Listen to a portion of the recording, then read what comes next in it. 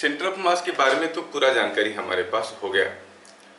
अब क्वेश्चन ये है कि इसको जान के हमको फायदा क्या है।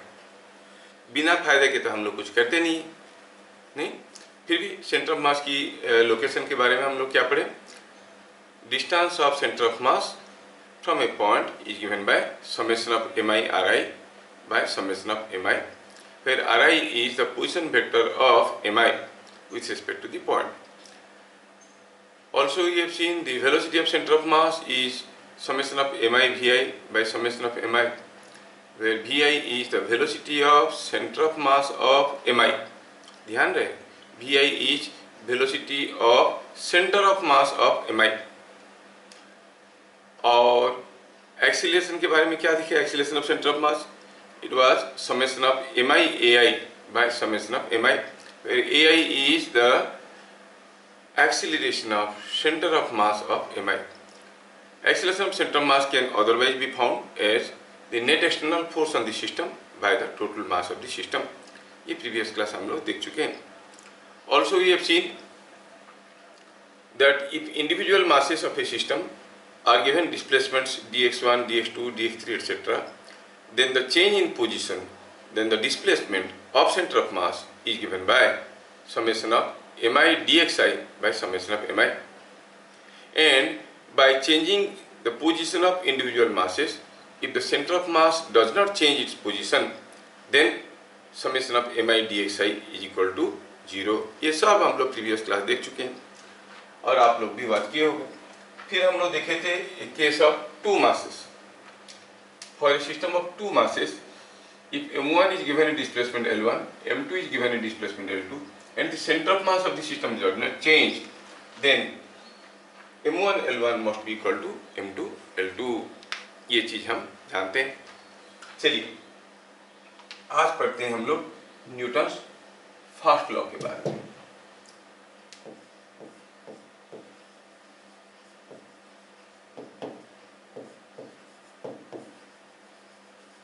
ये लॉ दो पार्ट में आता है. पहला आता है inertia rest.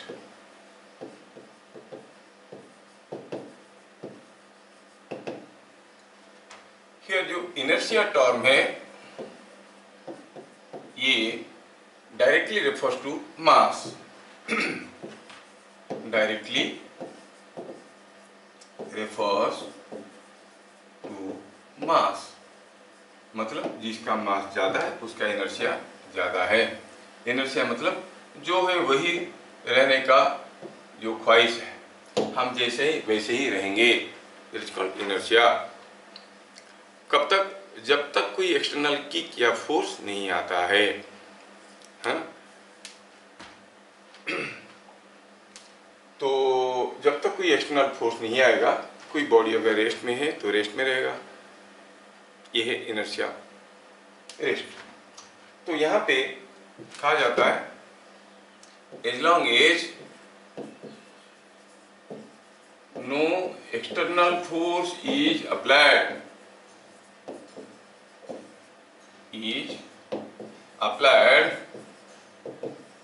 on a body or system of masses at rest. थोड़ा सा मैं इसको और मॉडिफाई करना चाहूँगा. As long as no external unbalanced force is apply. जब तक कोई एक्सटर्नल अनबैलेंस्ड फोर्स अप्लाई नहीं होता है. External unbalanced force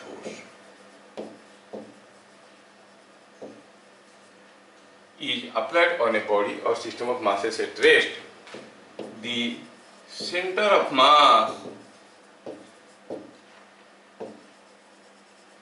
of the body or system remains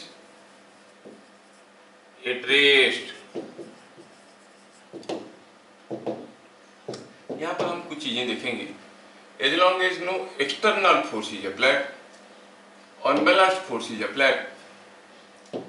जब तक कोई एक्सटर्नल अनबैलेंस्ड फोर्स नहीं देंगे, अगर कोई बॉडी या सिस्टम रेस्ट में है तो उसका सेंटर ऑफ मास रेस्ट में रहेगा. न्यूटन फर्स्ट लॉ में बुक में जहाँ पर स्टेटमेंट लिखा है वहाँ पर सेंटर ऑफ मास का कंसेप्ट नहीं लिखा है, the term centre of mass is not existing. Newton अपनी जो लॉ को उनकी खुद की लिखे हुए बुक में लिखे हैं, प्रिंसिपिया वो बुक का नाम है, आप चाहो तो नेट में देख सकते हो। उसमें ये स्टेटमेंट में वो एक्सटर्नल अनबैलेंस कुछ नहीं लिखे हैं। कहने का मतलब है न्यूटन अपनी लॉ के बारे में जितना समझे थे, आफ्टरवर्ड्स रिसर्चेस उनको और भी रिफाइन कर दिया और भी बदल दिया। बस न्यूटन बताए थे कि ये जो लॉ है it is applicable only for point masses, मतलब मास चाहे कुछ भी हो उसका साइज काफी छोटा होना चाहिए। तो ढंग से अगर सोचे तो ये जो लॉ है it is applicable for a point where all the masses are concentrated. अगर हम कहेंगे कि यहाँ पर कोई एक बम रखा है और ये बम को हम लिटिल फायर देते हैं, fire is not a force, कोई एक्सटर्नल फोर्स तो दिए नहीं, ये बम घूम करके उड़ गया। और suppose I consider a fan जिसको मैं इलेक्ट्रिकल एनर्जी दिया और मैं देखा कि पंखा चलने लगा, I am not given any external force और ये पंखा चलने लगा। और अनबैलेंस्ड फोर्स कहा गया है। Suppose I take a bar like this and this bar is given two forces, 10 Newton, 10 Newton. Net force on the bar is 0, but still it appears to move. तो ये सारा केसेस में how we justify Newton's law? Law कहता है कि centre of mass of the body, देखो जब ये बम एक्सप्लोड करेगा उसमें फ्रैगमेंट्स इधर उधर गिरेंगे, गिरने के बाद आप अगर निकालोगे where is the centre of mass, तो मिलेगा जहां था वहीं है। ये पंखा चल रहा है इलेक्ट्रिकल एनर्जी लेके, but look at the centre of mass of the fan, it is not moving, है ना। सिमिलरली हियर एक्सटर्नल फोर्स तो है on the bar but balance force है, लिखा है जब तक एक्सटर्नल और बैलेंस फोर्स नहीं देंगे मूव नहीं करेगा, लेकिन ये मूव कर रहा है। But look at the bar, look at the centre of mass, the centre of mass of the bar is not moving. क्या बात समझ में आया? यस। अब ऐसा है कि न्यूटन्स लॉ को ढंग से समझने के लिए हमें समझना चाहिए कि motion of the centre of mass. अगर कोई बॉडी या सिस्टम रेस्ट में है, जब तक कोई एक्सटर्नल फोर्स नहीं आया तो centre of mass of the body और the system will remain at rest. ठीक है, जैसे मान लो कि यहाँ पर कुछ चार्ज बॉल है, ये एक चार्ज बॉल है, पॉजिटिवली चार्ज बॉल है, ये एक नेगेटिवली चार्ज बॉल है, ये दूसरा एक पॉजिटिवली चार्ज बॉल है। You will see there will be forces, mutual forces between them. If I consider this whole as a single system, ये जो फोर्सेस इनके बीच में है वो इंटरनल फोर्स है। इंटरनल फोर्स के कारण ये सब मूव करने लगेंगे, बट क्योंकि कोई एक्सटर्नल फोर्स नहीं आया तो ये सारे मासेस का जो सेंटर ऑफ मास है, सपोज कुछ यहाँ पे था तो देखोगे ये मासेस मूव कर रहे हैं, लेकिन this point is not moving, centre of mass is always located at the same point where it was earlier, क्योंकि कोई एक्सटर्नल अनबैलेंस्ड फोर्स नहीं आया। अच्छा, why external force is always required to move a body, why not internal force? मैं पहले भी बताया हूँ, why internal force can not move a body, because the internal forces always exist in pairs of equal and opposite forces. Net internal force on a rigid body is 0, यहाँ पहले भी बता चुके हैं। तो नेट इंटरनल फोर्स 0 होने के कारण इंटरनल फोर्स किसी बॉडी को, रिजिड बॉडी को मूव नहीं कर सकता, जबकि एक्सटर्नल फोर्स बैलेंस्ड भी हो सकता है, अनबैलेंस्ड भी हो सकता है। अगर ये अनबैलेंस्ड है तो there will be a change in state of rest और motion of the centre of mass. अगर ये बैलेंस्ड है तो centre of mass will not necessarily move, क्योंकि यहाँ पर सेंटर ऑफ मास के ऊपर अगर रेस्ट में है, कोई एक्सटर्नल फोर्स नहीं आया, लॉ कहता है कि centre of mass will not move. क्या बातें समझ में आ रहा है? Yes, तो जब भी हम बात करेंगे न्यूटन्स लॉ का, हमें बॉडी को नहीं देखना है, हमें क्या देखना है? The centre of mass of the body, centre of mass of the body को देखना है। ठीक है, ये हुआ इनर्शिया ऑफ रेस्ट। जब तक कोई एक्सटर्नल फोर्स नहीं देंगे, कोई बॉडी रेस्ट में है तो रेस्ट में रहेगा। I can give U A small example. Suppose ये कोई एक मूविंग चेयर है और मान लो कि इस मूविंग चेयर के ऊपर एक भारी भरकम आदमी बैठा हुआ है, and here is another moving chair, और इस मूविंग चेयर के ऊपर एक हल्का पुल्का आदमी बैठा हुआ है। चलो मानते हैं कि ये 40 केजी का आदमी है और ये 60 केजी का आदमी है, और दिया है कि ये दोनों फ्लोर पे तो बैठे हैं और वो फ्लोर पे फ्रिक्शनल फोर्स 0 है। Now suppose that these two persons pull each other by a rope। कोई एक रोप यूज करके दोनों एक दूसरे को खींचने लगे। by a rope they started pulling each other। जब दोनों एक दूसरे को खींचने लगेंगे तो क्या होगा? both of them will move, and moreover tension in the rope is same at every point। यहाँ पे जो टेंशन होगा यहाँ पे भी टेंशन होगा, मतलब इसको खींचने वाली फोर्स अगर F होगा तो इसको खींचने वाली फोर्स भी F ही होगा। Now if I consider this whole as a single system, क्या इसके ऊपर एक्सटर्नल फोर्स नहीं? हाँ है, वेट है, नॉर्मल रिएक्शन है, but external force is balanced, net external force is 0। will not they move? They will move, but if I consider this whole as a single system, there is no external force on the system, so the center of mass of the system will not move। चलिए देखते हैं, अगर दोनों एक दूसरे को खींचने लगेंगे तो ये आदमी का एक्सीलरेशन बनेगा F/60, जबकि ये आदमी का एक्सीलरेशन बनेगा F/40। ये इधर को जाएगा बाय डिस्टेंस L1 कितना? ut plus half at square, तो u तो 0 है, half F/60 into T square. ये इधर को आएगा बाय डिस्टेंस L2 कितना है? Half at square, half F/40 into t square। So when m1 moves by a distance L1, in the same time m2 moves by a distance L2, you clearly see m1 L1 मतलब 60 into L1 is half f t square। Similarly 40 into L2 m2 L2 कितना है? half f t square। What we observe?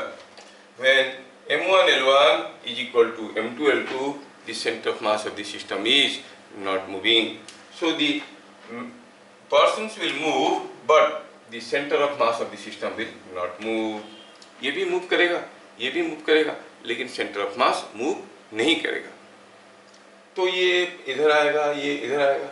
आपको मालूम है कि ये जो system है इसका सेंटर ऑफ मास कहाँ है? मिड पॉइंट में है, और to the left of mid point है, और to the right of mid point है। लेफ्ट को है, हेवियर मास के पास है, तो सेंटर ऑफ मास कुछ हम देख रहे हैं, centre of mass is somewhere here close to the heavier person. अब ये दोनों जब मिलेंगे, जहाँ पे मिलेंगे दोनों, उनका सेंटर ऑफ मास अंदर रहेगा। हम दोनों मिलेंगे, हमारा सेंटर ऑफ मास कहीं दूसरी जगह हो सकता है क्या? नहीं। तो ये दोनों मिलेंगे तो सेंटर ऑफ मास उनके पास रहेगा, और सेंटर ऑफ मास मूव भी नहीं कर रहा है। इससे हमें ये समझ में आ रहा है कि they will meet each other at the centre of mass. क्या बात समझ में आया? Yes, sir. Yes, they will meet at the center of mass। तो फिर से लॉ को दोहराते हैं। कौन सा law? Inertia of rest. As long as no external force is applied on a body or system of masses at rest, the center of mass of the body or the system remains at rest। ठीक है। अब inertia of rest के बारे में हम लोग पहला point देखें। दूसरा पॉइंट है, थोड़ा सा बियॉन्ड इसकी कंसेप्ट अगर हम जाएंगे तो हमें मिलेगा कि अगर कोई बॉडी के ऊपर एक्सटर्नल फोर्स आया तो क्या होगा? नहीं आएगा तो रेस्ट में है, तो रेस्ट में रहेगा। आया तो मूव करेगा। किधर को मूव करेगा? इन द डायरेक्शन ऑफ फोर्स, है ना? तो क्या लिखेंगे? If an external unbalanced force acts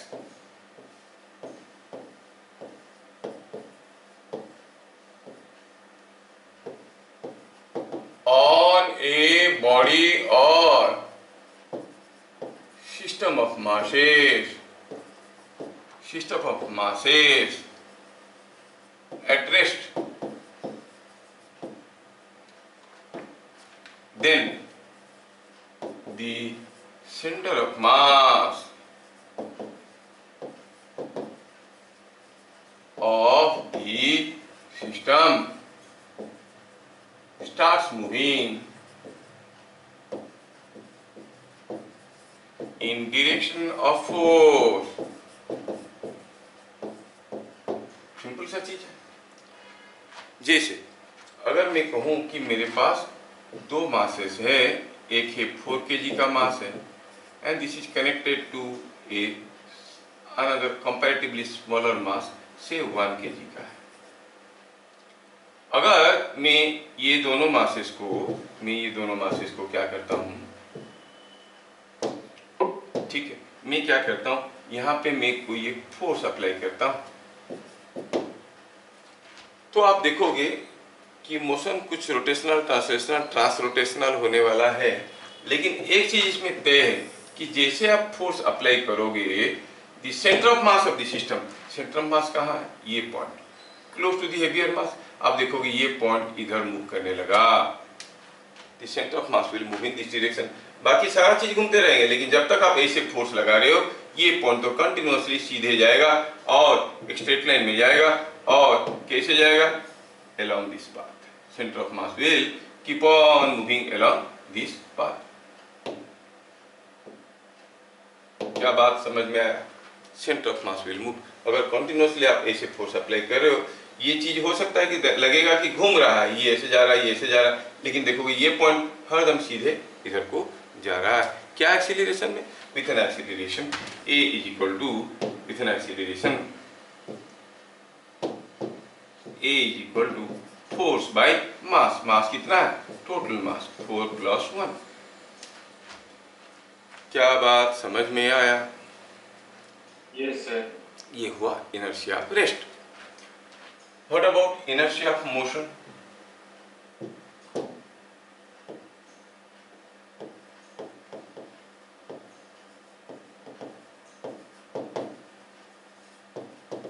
क्या कहता है inertia of motion? As long as no external unbalanced force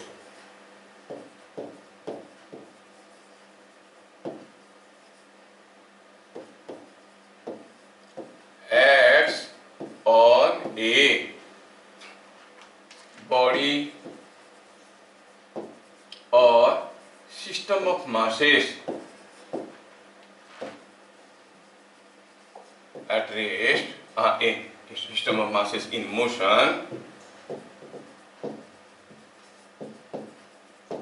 the center of mass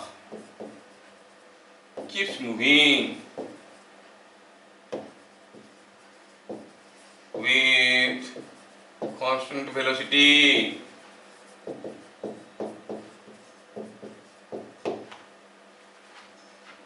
Velocity of center of mass is constant. कब तक? जब तक कोई एक्सटर्नल अनबैलेंस्ड फोर्स नहीं आता है और बॉडी और system of masses in motion. For example, आप देखोगे कि यहाँ पे कोई एक ब्लॉक है और ये इधर को आ रहा था कुछ वेलोसिटी में, और यहाँ पर दूसरा ब्लॉक है, वो इधर को आ रहा था कुछ वेलोसिटी में। चलो ये मानते हैं कि m1 है, v1 स्पीड में जा रहा था, ये m2 है, v2 स्पीड में जा रहा था, और दोनों में टकराव हुआ।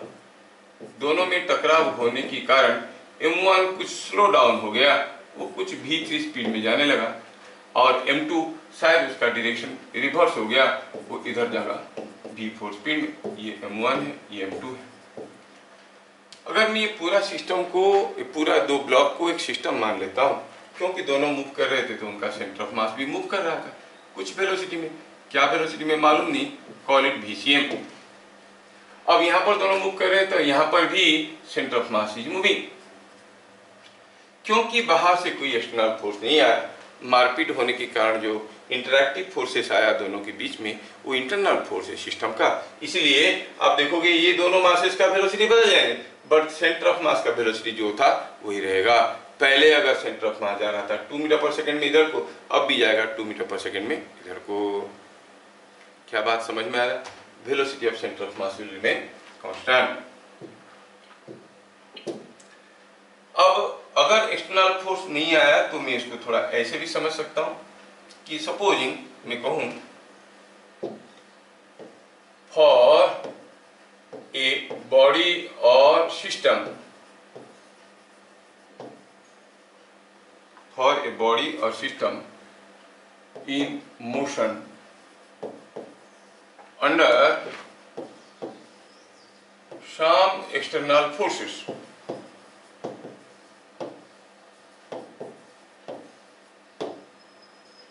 As long as no additional external force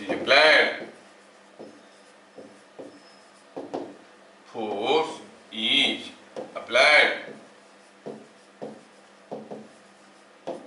the center of mass keeps moving, keeps executing same motion along same path.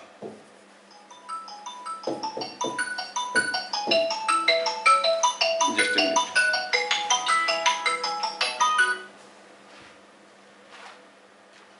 Okay, Hari.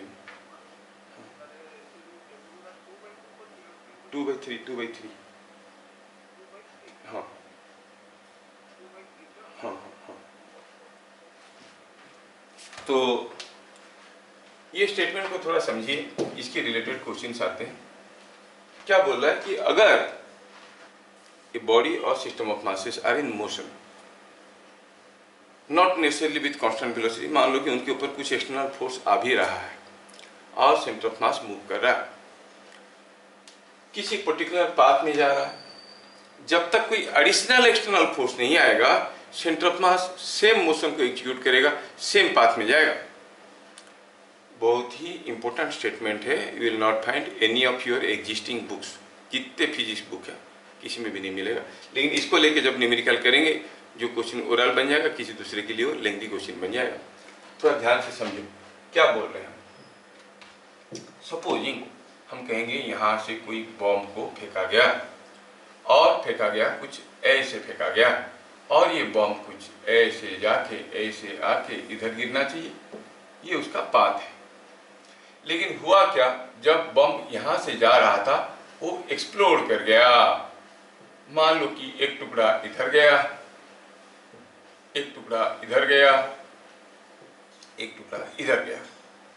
The parts move in different directions, लेकिन during explosion no additional external force acts. तो टुकड़े इधर उधर उड़ेंगे, लेकिन आप देखोगे centre of मास उसी रास्ते में ही जा रहा है। अगर एक्सप्लोजन नहीं होता तो बॉम्ब का सेंटर ऑफ मास इसी रास्ते में जाता। अब एक्सप्लोजन होने के बावजूद the centre of mass will keep moving, centre of mass will keep moving along the same path, इसी रास्ते में ही आएंगे। टुकड़े इधर उधर जाएंगे लेकिन सेंटर ऑफ मास इसी रास्ते में चलता रहेगा। और अगर सारे टुकड़े एक साथ जमीन पे गिरते हैं तो suppose all parts fall on ground simultaneously, तीनों पार्ट अगर एक साथ जमीन पे गिरते हैं तो जब तक नहीं गिरे थे उनके ऊपर कोई एडिशनल एक्सटर्नल फोर्स नहीं था, तो एज ए रिजल्ट क्या हो जाएगा, आप देखोगे अगर सारे टुकड़े एक साथ जमीन पे गिरते हैं तो सेंटर ऑफ मास भी उसी रास्ते में यहाँ से निकला। बम एक्सप्लोड नहीं करता तो इसे जाके इधर गिरता। अब एक्सप्लोजन करने के बावजूद वो ऐसे ही जाएगा और आके यहाँ पे गिरेगा। लेकिन कंडीशंस अप्लाई। कंडीशंस क्या है, all parts are falling on ground simultaneously. क्या मतलब है, मान लो कि एक टुकड़ा पहले गिर गया, ये दोनों अभी तक गिरे नहीं, तो तुरंत इसके ऊपर एक एक्सटर्नल फोर्स आ गया, normal reaction. Now the centre of mass position will be changed. If all parts fall on ground simultaneously then centre of mass will fall at the projected range. क्या बात समझ में आ रहा है? Yes, sir. हर जगह ये नहीं लिखा रहेगा कि all parts are falling on ground simultaneously. आपको स्टेटस देख के क्वेश्चन का सिचुएशन देख के समझ लेना चाहिए। मैं बेहतर होगा कि इसको समझाने के लिए मैं एक टिपिकल एग्जाम्पल लेता हूँ। क्वेश्चन क्या है, ए bomb of mass 6 kg was projected for a horizontal range of say something like 20 meter. at the highest point it explodes, explosion हो गया। फिर क्या हुआ? A 1 kg mass retraces the path and falls at starting point.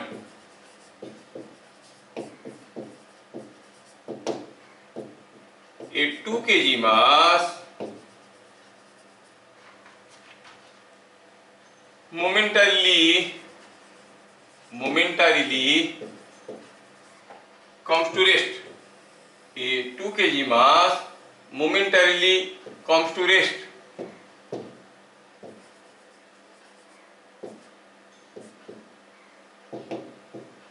Comes to rest, then falls. Find total range covered by 3 kg, क्योंकि 6 kg था, 1 kg 2 kg का हाल बता दिए, by rest 3 kg mass, rest 3 kg block। ध्यान से question को देखिए। 6 kg का मास बॉम्ब था, फेंक दिए for a range of 20 metres, 20 metre दूरी पे गिरना था। हाईएस्ट पॉइंट में एक्सप्लोजन हो गया। चलिए सॉल्व करते हैं, देखते हैं। ये है आपका 6 kg का बम, फेंका गया था for a horizontal range R, horizontal range 20 metre, ये 20 मीटर दूर में गिरने के लिए, गिराने के लिए फेंका गया था। लेकिन हाईएस्ट पॉइंट में एक्सप्लोजन हुआ, 3 टुकड़ा बन गया। जो 1 kg पार्ट है वो क्या किया, इसी रास्ते को रिट्रेस करते हुए, उसी रास्ते को रिपीट करते हुए आके स्टार्टिंग पॉइंट में गिरा। जाते वक्त तो ये कुछ ऐसा था और आते वक्त वो ऐसे आया और आके यहाँ पे गिरा। मान लो कि एक्सप्लोजन करने से पहले ये जो ब्लॉक थे 6 kg का, मान लो उसका वेलोसिटी था 5 मीटर पर सेकेंड सपोज, तो क्या आप बता सकते हो 1 kg मास यहाँ से सेम पाथ को रिट्रेस करते हुए आके यहाँ पर गिरा, तो 1 kg का वेलोसिटी कितना होगा, स्पीड कितना होगा? नहीं, u नहीं दिया है, थीटा नहीं दिया। मैं क्या पूछ रहा हूँ, एक्सप्लोजन करने से पहले, एक्सप्लोजन करने से पहले, चलिए एक्सप्लोजन करने से पहले हुआ यूं था कि जो बम था इसका हाईएस्ट पॉइंट में क्या था वेलोसिटी, वेलोसिटी था सपोज ये बम का वेलोसिटी था v। एक्सप्लोजन करने के बाद ये जो 1 kg मास है इसी रास्ते में वापस आया और स्टार्टिंग पॉइंट पे गिरा, तो एक्सप्लोजन के बाद 1 kg का स्पीड क्या होगा? v होगा। अबे यहाँ से जाके यहाँ पहुंचते पहुंचते अगर v है तो यहाँ से अगर v में ही फेंकेंगे तभी तो नीचे आएगा। मतलब ये इधर गया v में और आके स्टार्टिंग पॉइंट पे गिरा। जो 2 kg मास था, अब क्या हुआ यूं है कि जो 1 kg का मास है वो आके वापस गिरा। 2 kg का मास मोमेंटरली रेस्ट में रहा, तो फिर अगर मोमेंटरली रेस्ट में रहा तो 2 kg का मास तो पक्का वो सीधा नीचे गिरेगा, और 2 kg का मास आके कुछ यहाँ पे गिरा, बाकी रह गया 3 kg। 3 kg मास कहीं गिरेगा, कहाँ पे गिरेगा वो हमें पता करना है। We want to know where the 3 kg mass falls. Suppose the 3 kg mass falls somewhere here. Now from the data given, क्या हम बता सकते हैं कि ये तीनों मास एक साथ जमीन पे गिरेंगे कि अलग अलग गिरेंगे? देखो ये जो चीज गिरा यहाँ से रेस्ट में था, इनिशियल वेलोसिटी 0, नीचे गिरने के लिए कितना समय लगता है, you no it is √2h/g। और इसको v वेलोसिटी में फेंकें जबकि इसका वेलोसिटी इससे कुछ ज्यादा होगा।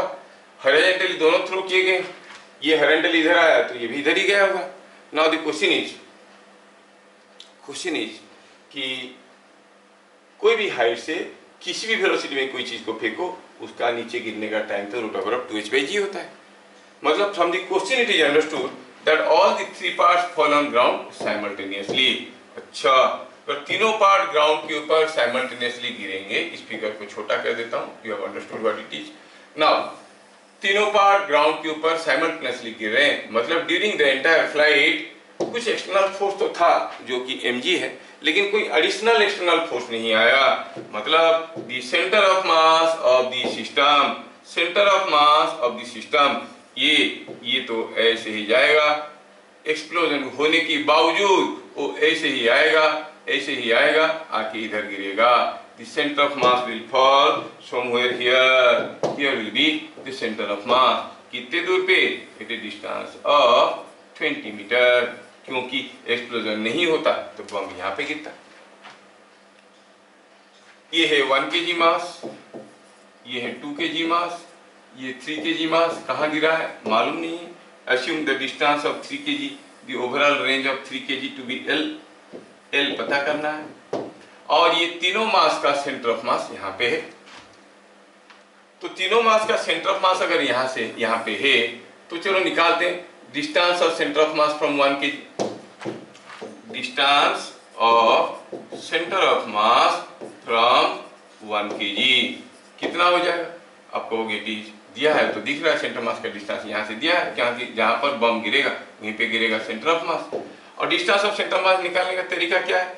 1 kg से डिस्टेंस निकाल रहे हैं तो 1 kg से 1 kg का डिस्टेंस 0, 2 kg का 1 kg से डिस्टेंस हो गया 10 मीटर, और 3 kg का distance from 1 kg is L divided by 1 + 2 + 3। This whole thing should be 20 metre, और यहाँ से हमें L का वैल्यू मिल गया।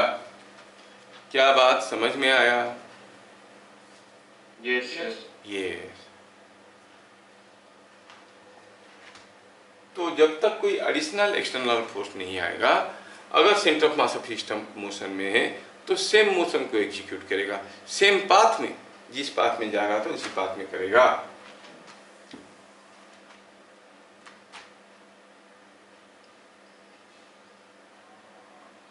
ठीक है, ये बात है। मैं यहाँ पे वीडियो ऐड कर दूंगा, आपको दिखेगा कि how the centre of mass is moving. ठीक है, सेंटर ऑफ मास कैसे मूव कर रहा है आपको दिखेगा, तो पता चलेगा कि कैसे वो अपना ट्रेजेक्टरी फॉलो कर रहा है। लग रहा है कि body is under transrotational motion but the centre of mass is moving along the same trajectory. Anyway, so we have understood inertia of motion. चलिए कुछ क्वेश्चंस करते हैं। Centre of mass, inertia of rest, inertia of motion देख चुके हैं। Now will see these questions. Find coordinates of centre of mass. तो हम जानते हैं कि कोऑर्डिनेट्स मतलब एक्स और वाई कोऑर्डिनेट निकालना पड़ेगा। तो पहले मैं यहाँ पे टेबल बना लेता हूँ। m1, m2, m3, ये m है, ये x कोऑर्डिनेट है, ये y कोऑर्डिनेट है। m1 मान लो कि ले लेते हैं 2 kg, m2 is 3 kg, m3 is 1 kg। Corresponding x1, 2 kg के लिए x1 हुआ, दिया हुआ है -2, 3 kg के लिए x1 हुआ 2, 1 kg के लिए x1 हुआ 3। सिमिलरली ये x1, x2, x3, 2 kg के लिए x1, m1 के लिए x1, m2 के लिए x2, m3 के लिए x3। अच्छा, y कोऑर्डिनेट्स निकाले तो m1 के लिए y कोऑर्डिनेट था 1, m2 के लिए y कोऑर्डिनेट था 8, m3 के लिए y कोऑर्डिनेट 0 था। अब आपको x coordinate of centre of mass पता करना है, तो आपको करना है summation of mixi bye summation of mi, that is 2 into -2, 3 into 2,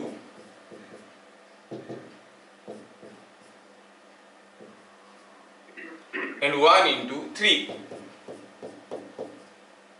divided by 1 into 3 divided by 1 plus 2 plus 3। ऐसे करके हम लोग निकाल सकते हैं x coordinate of centre of mass. Similarly y coordinate निकालना होगा तो तरीका तो वही रहेगा, तरीका विल बी सेम। हमें सेंटर ऑफ मास का x और y कोऑर्डिनेट पता करना था तो तरीका वही रहेगा।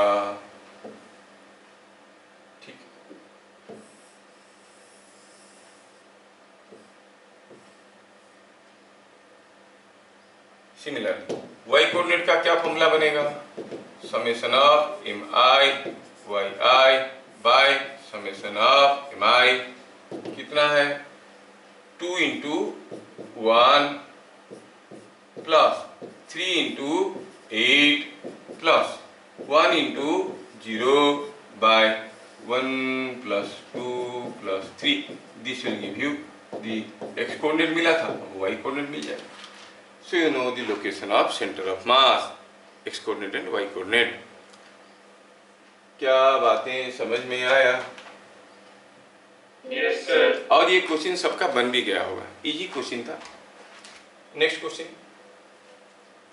The centre of mass of the system is at 3 3. If 2 kg is removed, what will be new position of centre of mass? ये पूरा सिस्टम का सेंटर ऑफ मास किसी एक पॉइंट में था, जिस पॉइंट का कोऑर्डिनेट था 3 3. अगर 2 kg को भगा देंगे तो नया position of centre of mass क्या होगा? 2 kg को भगाने की अदरवाइज मीनिंग हुआ हम -2 kg जोड़ देंगे 844. Removing 2 kg from 4,4 is same as adding -2 kg at 4,4. अब सेंटर ऑफ मास का लोकेशन निकालना आसान हो गया. अब ये तीनों मास का सेंटर ऑफ मास कहाँ है? तीनों मास का सेंटर ऑफ मास 3 3 में है. तीनों मास मतलब 1 + 2 + 3, मतलब आप कहोगे ये पूरा मास 6 kg कहाँ पे है? यहाँ पे है, eight the centre of mass. Now the case is quite simple. आप कहोगे एक 6 kg का मास था, 6 kg का मास था एट ए पॉइंट 3,3, और आपने क्या किया 4,4 पे एक -2 kg का मास जोड़ दिया. पूछा है नया position of centre of mass. x coordinate of centre of mass will be 6 into 3 m1 x1 plus m2 into x2 by m1 plus m2. So it is coming 18 minus 8 is 10 by 4 is 2.5. So new position of center of mass is 2.5 x coordinate. Similarly y coordinate will be also coming 2.5. So 2.5 will be somewhere here. This is the new position of center of mass. And you clearly observe कि जब भी कोई मास हम निकाल देते हैं system से, centre of mass shifts away from the removed mass. इधर से सरक के यहाँ पे आ गया. कहाँ पे? At the point 2.5, 2.5. क्या बातें समझ में आया? Yes, sir. Removing 2 kg means adding -2 kg. Next, center of mass of the system is at 3 3. अब ये तीनों मास के बारे में कोई जानकारी नहीं है. सेंटर ऑफ मास कहाँ है ये सिस्टम का? कोई एक पॉइंट में है 3 3, यहाँ पर है centre of mass. Here a 6 kg mass must be added such that the center of mass shifts to origin. कहाँ पर एक 6 kg के मास रखेंगे कि ये पूरा सिस्टम का सेंटर ऑफ मास ओरिजिन में आ जाएगा? अब सोचा जाए तो ये 1 2 3 तीनों मिलके 6 kg है. That 6 kg is concentrated here. कहाँ है? 3 3 में. हम चाहते हैं कि सेंटर ऑफ मास यहाँ पे आए. कैसे भाई? Adding another 6 kg. हम जानते हैं दोनों अगर 6 kg होंगे तो सेंटर ऑफ मास दोनों के बीच में होगा. ये ऑलरेडी 6 kg है तो दूसरा 6 kg को हम कहाँ रखेंगे? कुछ यहाँ पे रखेंगे ताकि सेंटर ऑफ मास यहाँ पर अगर हम 6 kg को जोड़ देंगे तो सेंटर ऑफ मास यहाँ पे आ जाएगा. अगर ये डिस्टेंस बराबर है, ये 0.33 है, क्या ये कोऑर्डिनेट क्या होगा बता सकते हो? x coordinate will be -3, y coordinate will be also -3. So you have to add a mass of -3, -3, mass of 6 kg at -3, -3, so that the center of mass will come here. क्या बातें समझ में आया? Yes, sir. मैं question बना बस इसी चीजों को ध्यान रखता हूँ कि क्वेश्चन 1 मिनट में बनना चाहिए. लंबे क्वेश्चन तो बनेंगे नहीं. तो एक दो लंबा क्वेश्चन इसलिए करवाता हूँ क्योंकि वो असर्शन रीजनिंग क्वेश्चन आ जाते हैं तो उसको समझाने के लिए ये सब कुछ का कंसेप्ट होना जरूरी है. और पहले भी मैं बता चुका हूँ, these are not the classes for numerical solving. इसमें हम लोग through numerical learning necessary theory. यहाँ पर दो स्क्वायर प्लेट है, two square plates cut from a uniform sheet. कोई बड़ा सा शीट था, उसमें से दो ठो स्क्वायर प्लेट काट के निकाला गया।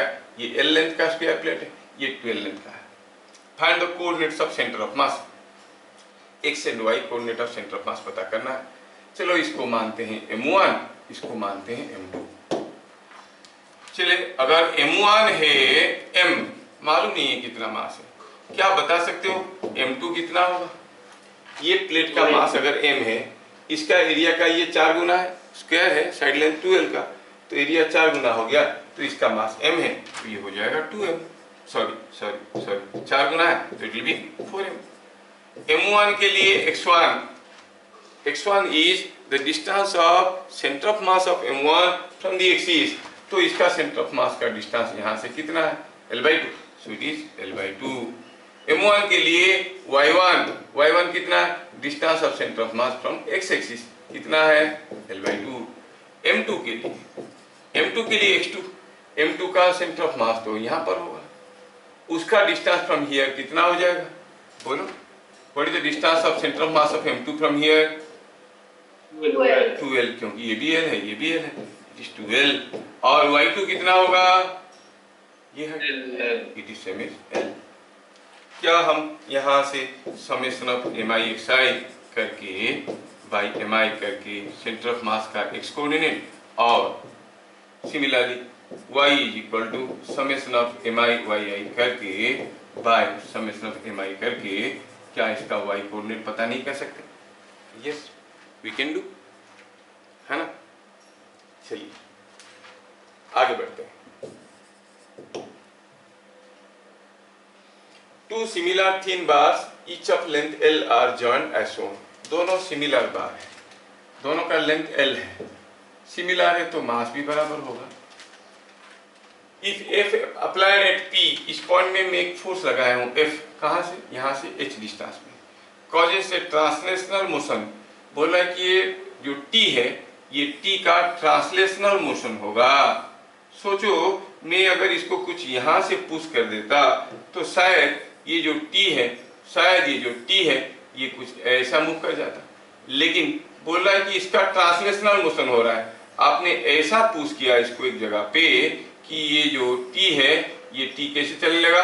सीधा ऐसे चलने लगा, स्टार्ट मूविंग लाइक दिस। समझ में आया क्या? ट्रांसलेशनल मोशन हुआ। तो बोल रहा है बताओ h क्या है? Before we go for any calculation, तो हम देखेंगे जब हम इसको यहां से पुश कर रहे हैं तो ये क्या हो रहा है, कैसे घूमता हुआ नजर आ रहा है? ये आगे तो जाएगा लेकिन ये ऐसा घूमता हुआ नजर आएगा। ये इसको एंटी क्लॉकवाइज घुमाने के लिए कौन रिस्पॉन्सिबल है? You know, when you apply a force, the centre of mass will move in the direction of force with some acceleration. तो ये कुछ एक्सीलरेशन के साथ इधर को मूव करेगा, तो there is a pseudo force. कहां पे? At the centre of mass. क्या है? ma। ये फोर्स इधर खींच रहा है, आप इधर पुश कर रहे हो तो ये उल्टा घूम जाएगा। आप अगर यहां पर पुश करने की बजाय, यहां पर पुश करने की बजाय इसको कुछ यहां पे पुश किए होते तो अब भी तो सूडो फोर्स वहीं पे होगा। Pseudo force is not going to change, it always acts at the centre of mass. तो क्या होगा? ये इधर खींच रहा है, आप इधर खींच रहे हो, ये ऐसे घूमेगा। अब नहीं घूमेगा, कब? जब हमारा force is along the centre of mass. If it is along the centre of mass, तभी ये नहीं घूमेगा। That means to make a translatory motion, our force must act at the centre of mass. Conclusion क्या हुआ? For translatory motion P must be the center of mass। क्या बात समझ में आया? हाँ, तो क्या लिखेंगे? फॉर ट्रांसलेटरी मोशन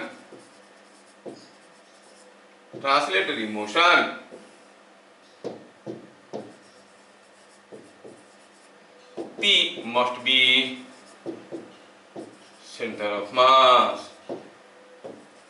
अब सेंटर ऑफ मास का डिस्टेंस क्या है? आपके पास दो बार है, यहाँ पर एक बार है ऐसा और दूसरा है ऐसा, दोनों का मास m है, लेंथ l है, और यहाँ से सेंटर ऑफ मास का डिस्टेंस क्या है? h है।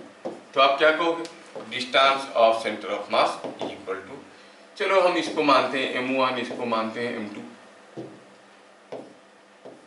तो it is m1 x1 plus m2 x2 मैं क्या निकाल रहा हूँ?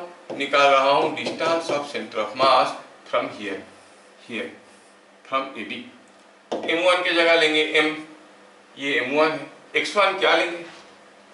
What is x1? खिराबदी, what is x1? By definition x1 क्या था?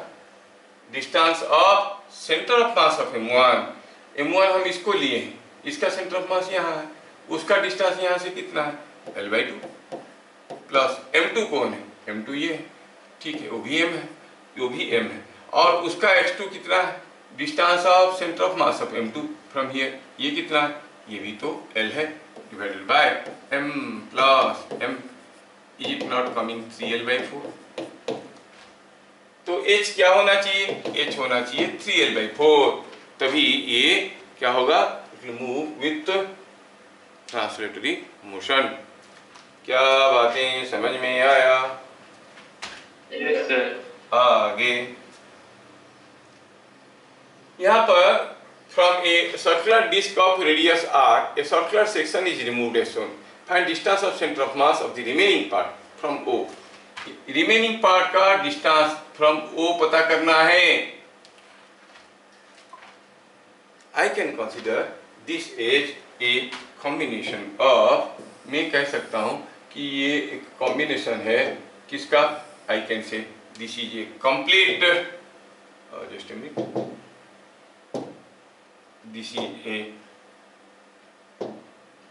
this is a complete disk plus एक रिमूव्ड पार्ट, ये निकल गया है, दिस पार्ट इज रिमूव्ड, है ना, ये पार्ट को निकाल लिया गया है, ये पार्ट को यहाँ से निकाल लिया गया है। इससे इसको जोड़ देंगे तो मान लो जो निकाल लिया गया है उसका मास है -m, यहाँ से -m कर देंगे तो हमें ये चीज मिलने वाला है। ऐसे हम सोच सकते हैं, नेगेटिव मास वाला कंसेप्ट बताया था मैं आपको, प्रीवियस वीडियो आप लोग देखे होंगे, है ना। अगर ये m हुआ, जो निकल गया है वो m है, तो क्या बता सकते हो ये बड़े वाले जो डिस्क है, कंप्लीट डिस्क है, उसका मास क्या होगा? डिस्क है, एरिया के ऊपर डिपेंड करता है। इसका अगर रेडियस r है, जो निकल गया उसका रेडियस r/2 है, क्योंकि यहाँ से यहाँ तक r है तो आधा हो जाएगा r/2। अगर ये r/2 हुआ, इसका एरिया हुआ πr²/4, πr²/4 का मास को हम लोग m माने, तो πr² का एरिया को क्या बोलेंगे? 4m। इसका मतलब ये हो जाएगा 4m। क्या बात समझ में आया? सोचो कि यहाँ पर दोनों है, अब मुझे सेंटर ऑफ मास का डिस्टेंस पता करना है यहाँ से, इस पॉइंट से। तो distance of centre of mass m1 x1 बड़ा वाला है 4m, उसका सेंटर ऑफ मास का डिस्टेंस यहाँ से कितना है? अरे वो तो यहीं पे ही है, सेंटर पे ही है, so it is into 0 plus निकला गया मास कितना है? -m। उसका सेंटर ऑफ मास यहाँ से कितने दूर पे? इधर को है, कितने दूर पे? r/2, so why not to write -r/2 divided by m, और 4m -m is coming out to be, ऊपर हुआ mr/2, नीचे हुआ 3, is it coming r/6 plus r/6। तो इसका मतलब यहाँ से r/6 डिस्टेंस में सेंटर ऑफ मास होगा। क्या आप लोग ये क्वेश्चन समझ पा रहे हो? हाँ, चलिए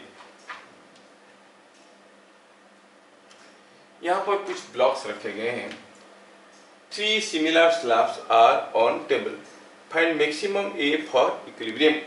3 तो स्लैब है, सिमिलर स्लैब है, हर एक स्लैब का लेंथ L दिया गया है, सिमिलर है तो मास भी बराबर होगा, और हर एक slab there is a overhanging person, ये टेबल से बाहर A निकला हुआ है, ये इसके ऊपर A निकला हुआ है, ये इसके ऊपर A निकला हुआ है। अगर ज्यादा निकाल के रखेंगे तो रहेगा नहीं, गिर जाएगा। कितना मैक्सिमम निकाल के रख सकते हैं एक दूसरे के ऊपर? What should be the maximum value of A for equilibrium? अब सोचो ये पेन मेरे हाथ पे है, पेन का कुछ हिस्सा बाहर निकला हुआ है और ये गिर नहीं रहा है। मैं इस पेन को और थोड़ा पुश किया, फिर भी गिर नहीं रहा है, और थोड़ा पुश किया तो गिर गया। तो कब गिरेगा ये पेन? जब उसका सेंटर ऑफ मास इस पॉइंट से बाहर निकल जाएगा, है कि नहीं?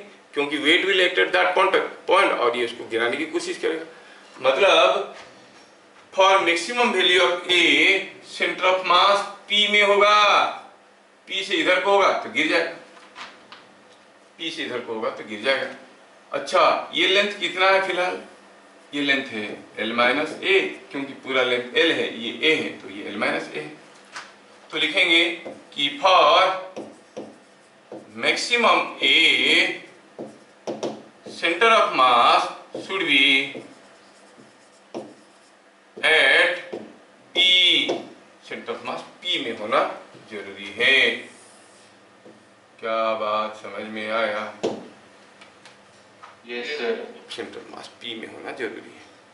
ठीक है, अगर सेंटर ऑफ मास P में हुआ तो यहाँ से सेंटर ऑफ मास का डिस्टेंस क्या हो जाएगा? What will be the distance of centre of mass from here? You say distance of centre of mass from here will be equal to l minus A. So distance of centre of mass from AB को एक नाम दे देते हैं, AB कितना होना चाहिए? l minus ए। जबकि ये पूरा सिस्टम का सेंटर ऑफ मास यहाँ से कितने दूर पे? m1 x1 plus m2 x2 plus m3 x3 कर सकते हैं। इसको m1 लेंगे, इसका ये डिस्टेंस को x1 कहेंगे, इसको m2 लेंगे, इस डिस्टेंस को x2 कहेंगे, इसको m3 लेंगे, इस डिस्टेंस को x3 कहेंगे, लेकिन थोड़ा स्मार्टली करेंगे। कैसे? देखो तो अगर हमारे पास तीन स्लैब है और तीनों सिमेट्रिकली एक दूसरे के ऊपर ओवरहैंग कर रहे हैं, क्या आपको समझ में नहीं आ रहा है कि सेंटर ऑफ मास बीच में होगा? बीच में ही होगा, मतलब यहाँ से यहाँ तक जो डिस्टेंस है उसका बीचों बीच होगा। यहाँ से यहाँ तक का डिस्टेंस मतलब यहाँ तक तो L है, ये A plus A, so it will be L plus 2A का बीच में होगा। क्या बात समझ में आ रहा है? समझ में आया कि नहीं आया? सर थोड़ा और एक बार से। और एक बार, बाकी लोगों को समझ में आ गया रोशन को छोड़ के? यस सर, आ गई। ठीक है, फिर से बोलता हूँ कि ये इक्विलिब्रियम में रहने के लिए for maximum A centre of mass should be at P, क्योंकि P से ज्यादा बाहर जाएगा सेंटर ऑफ मास, वेट वहां पे करेगा, गिर जाएगा। तो सेंटर ऑफ मास का मैक्सिमम डिस्टेंस यहाँ से कितना होना चाहिए?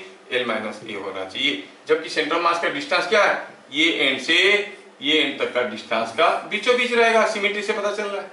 ये पूरा डिस्टेंस कितना? ये L है, ये A है, ये A है, पूरा हो गया L प्लस 2A। उसका बीचों बीच मतलब यहाँ से डिस्टेंस कितना होगा? L plus 2A by 2। This L plus 2A by 2 should be at most equal to L minus A। क्या बातें समझ में आया? ये तो यहाँ से A का वैल्यू हम निकाल सकते हैं। You can find out the value of A। कितना आ रहा है देखो तो, A is coming out to be कितना हुआ? 2L माइनस 2A, और ये हो गया 4A। Is it coming L by 4? देखो तो, is it coming L? Yes yes yes. So the maximum value of A for equilibrium is L by 4। क्या मैं ठीक से समझा पा रहा हूँ? Yes sir. चलिए आगे बढ़ते हैं। यहाँ पे the blocks were pulled apart by 8 centimetre and released. इन दोनों ब्लॉक को खींचा गया और छोड़ दिया गया। Find the distance moved bye 3 kg when 2 kg moves A distance 3 centimetre. ये दोनों को खींचे और छोड़ दिए। 3 kg कितना दूर जाएगा जब तक 2 kg 3 सेंटीमीटर गया है? ये 3 सेंटीमीटर गया है। देखो, if I consider this whole as a system, कोई म्यू तो है नहीं, क्या इसके ऊपर कोई एक्सटर्नल फोर्स नहीं है? हाँ है। क्या? वेट इसका, क्या ये अनबैलेंस्ड है? नहीं, बैलेंस्ड है, क्योंकि यहाँ पर भी नॉर्मल रिएक्शन है। तो the external force is balanced, मतलब इनके ऊपर, ये सिस्टम के ऊपर कोई एक्सटर्नल अनबैलेंस्ड फोर्स नहीं है। मतलब ये दोनों को खींच के छोड़ देंगे तो जस्ट छोड़ने से पहले सब कुछ रेस्ट में था, अब वो मूव करेगा तो because of internal force move करेंगे, but the centre of mass will not move because no external unbalanced force is acting on the body of the system. Centre of mass will not move, मतलब जब तक ये जाएगा कुछ L1 तब तक ये आएगा कुछ distance L2। As centre of mass does not move, आप कहोगे M1 L1 must be equal to M2 L2। M1 क्या है? 2 kg मूव किया, कितना? 3 सेंटीमीटर। तो 3 kg कितना मूव करेगा? 2 सेंटीमीटर। क्या बात समझ में आया? ये सेंटर ऑफ मास मूव नहीं करेगा, ये हमें समझ में आना चाहिए, क्योंकि कोई एक्सटर्नल फोर्स नहीं आया। ये कौन सा कंसेप्ट से आया? From the concept of inertia of rest, है ना? क्योंकि as long as no external unbalanced force acts on a body और system of mass is at rest, the centre of mass remains at rest. हम दोनों block को खींचे, दूर लिए, जब छोड़े, दोनों का इनिशियल वेलोसिटी 0 था, तो सेंटर ऑफ मास का वेलोसिटी 0 था। कोई एडिशनल एक्सटर्नल फोर्स नहीं आया, तो आप कहोगे सेंटर ऑफ मास का वेलोसिटी जो था वही रहेगा। मतलब 0 था तो 0 ही रहेगा, मतलब जहां था वही रहेगा, मतलब m1 l1 must be equal to m2 l2। Now see the next question. Here is a system of balloon and monkey. एक गैस बैलून से बंदर झूल रहा है। अगर ये बंदर ये थ्रेड को छोड़ देता है या फिर थ्रेड टूट जाता है, तो बंदर नीचे, बैलून ऊपर। क्वेश्चन पूछा है कि which one will move faster, monkey और बैलून? ये भी भागेगा, ये भी भागेगा, कौन जल्दी जल्दी भागेगा? असलियत तो ये है कि ये सिस्टम रेस्ट में क्यों था, क्योंकि इसका कुछ वेट था, इसका भी कुछ वेट था, और इसके ऊपर कुछ बुआंट फोर्स था, and resultant of all this forces was equal to 0। तो पूरा अगर ये सिस्टम, ये पूरे मंकी और बैलून को हम सिस्टम मान लेते हैं, तो उसके ऊपर नेट एक्सटर्नल फोर्स 0 था। टेंशन भी तो था, लेकिन इसको सिस्टम मान रहे हैं, तो tension in the thread was an internal force. Internal force रहे ना रहे, बदले, कोई फर्क नहीं पड़ता है, हमें मालूम है। तो अगर ये थ्रेड यहाँ से टूटता है, ये गिरेगा, ये गिरेगा, लेकिन सिस्टम के ऊपर जो एक्सटर्नल फोर्स है वो बैलेंस्ड है। सिस्टम मतलब system of monkey and balloon, ये पूरे सिस्टम के ऊपर जो एक्सटर्नल फोर्स है वो 0 है। तो ये भागेगा, ये भागेगा, but centre of mass will not move. बंदर नीचे, बैलून ऊपर, लेकिन सेंटर ऑफ मास जहां था वहीं पे रह जाएगा, ना ऊपर जाएगा ना नीचे आएगा। अब थ्रेड टूटने के बाद अगर ये ऊपर गया बाय ये डिस्टेंस x1, तो ये नीचे आएगा बाय ये distance x2, and as centre of mass does not move. आप m1, m2, x1, x2 में क्या रिलेशन लाओगे? आप कहोगे 1 into x1 must be equal to 4 into x2। क्या बात समझ में आया? तो इसका मतलब x1 बड़ा है कि x2 बड़ा है? x1 is more than x2। तो जब ये x1 जा रहा है तब ये x2 जा रहा है। x1 x2 से ज्यादा है, कौन जल्दी जल्दी जा रहा है? मंकी और balloon. Who moves faster? Balloon moves faster. So balloon moves faster। क्या चीजें समझ में आ रहा है? Yes sir। हाँ, ये जो न्यूमेरिकल को बुक में तो है, कुछ बुक में मिल जाएगा, but solving technique is something different. वो क्या करते हैं, इसको काटने के बाद अब बुआंट फोर्स कितना था? ये 1G, ये 4G, टोटल था 5G। 5G के कारण ये रेस्ट में था, थ्रेड टूट गया, अब उसके ऊपर है 5G, नीचे की तरफ है 1G, नेट फोर्स हुआ 4G। 4G by mass is 40 metre per second square, इसका 10 मीटर पर सेकेंड स्क्वायर। दोनों निकालते हैं और देखते हैं कि ये 40 में भाग रहा है मीटर पर सेकेंड स्क्वायर में, ये 10 में भाग रहा है, तो इसका स्पीड ज़्यादा है। तो सॉल्यूशन वही मिलेगा, but approaches will be different.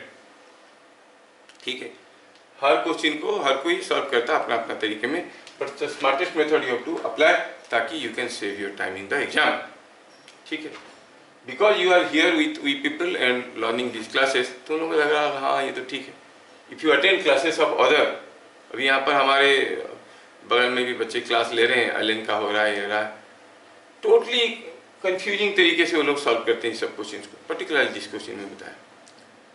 ठीक है, तो unless until you see the other part of the education, you can not discriminate कि क्या पढ़ाया जा रहा है, कैसे पढ़ाया जा रहा है, और क्यों सारे रिजल्ट गायब हो रहा है। समझ में? ठीक, चलिए। A light rod of length 15 centimeter connects the 2 point masses as shown। एक लाइट रॉड है, लाइट रॉड मतलब इसका मास नेग्लिजिबली स्मॉल है। ठीक है, तो इसको पुश किए, इसको पुश किए, तो अब ये क्या होगा कि सिस्टम घूमेगा। पूछा है find the distance moved by 4 kg to that by 2 kg। दोनों तरफ 10 न्यूटन फोर्स दिए हैं, एक्सटर्नल फोर्स तो है but balanced. As there is no unbalanced external force on the system, centre of mass rest में था तो रेस्ट में रहेगा। सेंटर ऑफ मास कहाँ था? 4 kg के पास था, यहाँ पे था, तो ये पॉइंट रेस्ट में रहेगा। This point will not move, मतलब 4 kg मूव करेगा ऐसा एक छोटा सर्किल में, और ये 2 kg मूव करेगा ऐसा वाला एक बड़ा सर्किल में, मतलब ये रेडियस की सर्किल में 4 kg 2 kg मूव करेगा, ये रेडियस की सर्किल में 4 kg मूव करेगा। क्या बात समझ में आया? अगर हम कहेंगे कि यहां से सेंटर मास कितने दूर पे है तो हमें ये x मिल जाएगा। हमें मालूम है कि centre of mass does not move as external force is balanced.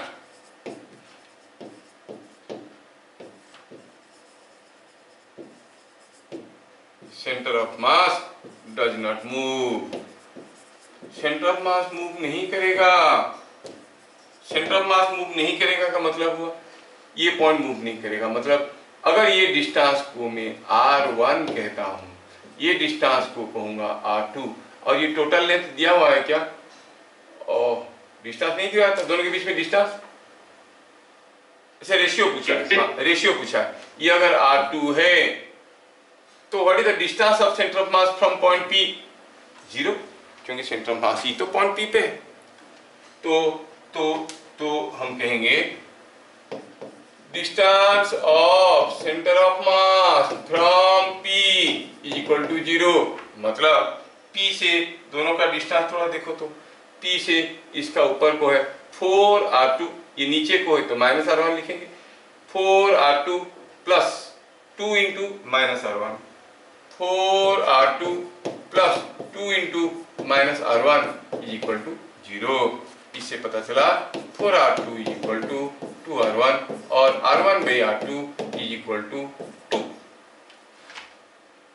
अब दोनों सर्किल में घूमेंगे, रेशियो ऑफ डिस्टेंसेस मूव्ड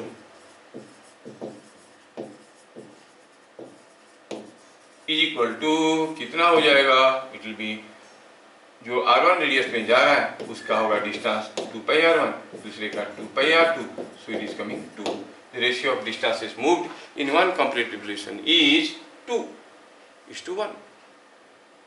क्या मैं समझा पा रहा हूं? Yes.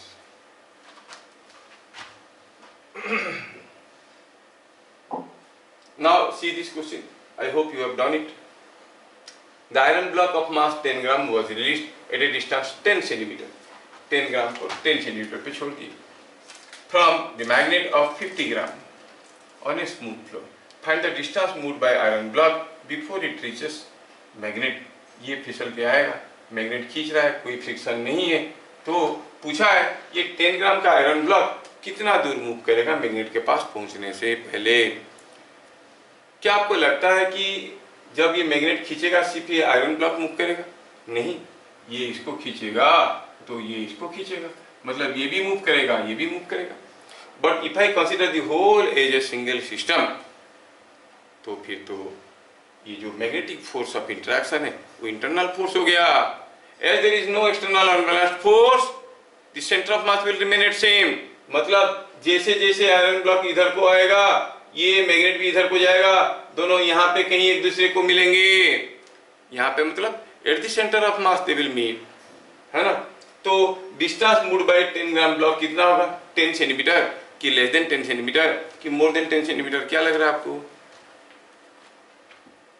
Less than 10 centimetre. खिलाती तरह क्या खा के आई, उसके मुंह से कुछ आवाज नहीं निकलता है। I expect that you girls should say in interact, आराम से बैठे हैं जैसे मूवी देख रहे हैं, और बाद में बताएंगे हाउ वाज द हीरो, है ना। अरे इन्वॉल्व योरसेल्फ, तभी तो कुछ बनेगा, नहीं तो इसे 4, 6, 8 में रख के तो मार्क निकल जाएगा सब कुछ।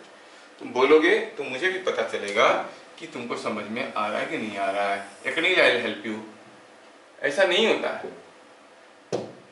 तो बात कर रहे थे, सपोज ये मूव करेगा बाई ये डिस्टेंस x मिलने से पहले, तो ये कितना मूव करेगा? 10 minus x। As centre of mass does not change, and they meet at center of mass. तो आप क्या कहोगे, दोनों सेंटर ऑफ मास में मिलेंगे, मतलब m1 x1 must be equal to m2 x2. I can say 10 into x must be equal to 50 into 10 minus x. क्या हम यहाँ से x नहीं निकाल सकते? Yes, x can be found. ठीक है, आगे बढ़ते हैं.